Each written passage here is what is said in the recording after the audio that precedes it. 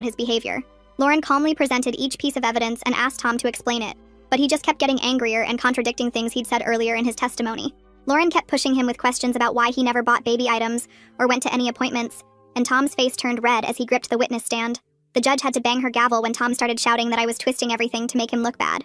Lauren stayed calm and pulled out more evidence, including texts where Tom told his friends he was glad I was staying at my parents' house because he could game all night. When it was finally my turn to testify, I walked to the witness stand holding Luna, who was sleeping in my arms. I told the court about the morning Tom called my pregnancy disgusting, and how those words felt like a knife in my chest after 3 years of trying for this baby. The whole courtroom went quiet as I described staying at my parents' house and following his exact instructions to never mention the pregnancy. I explained how scared I was when he showed up with that recording, and how calculating his smile looked when he threatened to take Luna. Several people in the gallery gasped when I described him punching the wall and demanding I tell him about the pregnancy after specifically ordering me not to. Lauren asked me to describe how I felt during those months, and I said I felt completely alone and terrified that the man I married had turned into someone I didn't recognize. The judge took notes the entire time, and her face grew harder with each detail I shared. Tom's lawyer tried to make me look vindictive during cross-examination, but I just calmly repeated the facts and pointed to all the witnesses who saw everything happen. After 3 days of testimony, the judge said she needed time to review everything and would deliver her verdict the next morning. That night, I couldn't sleep, and just held Luna close while my parents assured me everything would be okay. The next morning, the courtroom was packed, and Tom sat there looking confident like he thought he'd won. The judge started by saying she'd reviewed all the evidence and testimony carefully. She said Tom's behavior during the pregnancy showed a pattern of emotional abuse and neglect that deeply concerned her. She granted me full legal and physical custody, with Tom only getting supervised visitation after he completed parenting classes and anger management therapy.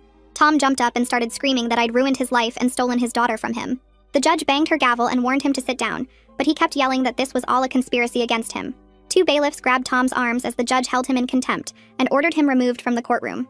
Luna stayed peaceful in my arms the whole time like she knew she was safe with me. Tom was still screaming about how unfair everything was as they dragged him out in handcuffs. 2 weeks passed, and Lauren called to tell me Tom still hadn't signed up for any of the required classes or therapy sessions. She documented everything and filed it with the court in case Tom tried to change the custody arrangement later. His girlfriend showed up at my parents' house with a letter saying she was sorry for everything and had no idea what really happened. She said Tom told her I was crazy and keeping him from his baby, but after the trial, she realized he'd been lying the whole time. She looked genuinely upset and said she felt terrible for believing him and for showing up at the house that day. I told her it wasn't her fault since Tom was good at manipulating people, and she left looking relieved that I didn't hate her. Tom's mother called that week saying he'd moved back in with them because he couldn't afford his apartment anymore without a job. She was furious with him and said she couldn't believe she'd raised someone who would treat his pregnant wife that way. She asked if she could still see Luna, and I said of course because none of this was her fault. She started visiting every week and always brought little gifts for Luna while never once trying to defend Tom's behavior. 3 months went by before Tom finally enrolled in the court-ordered therapy and parenting classes. His therapist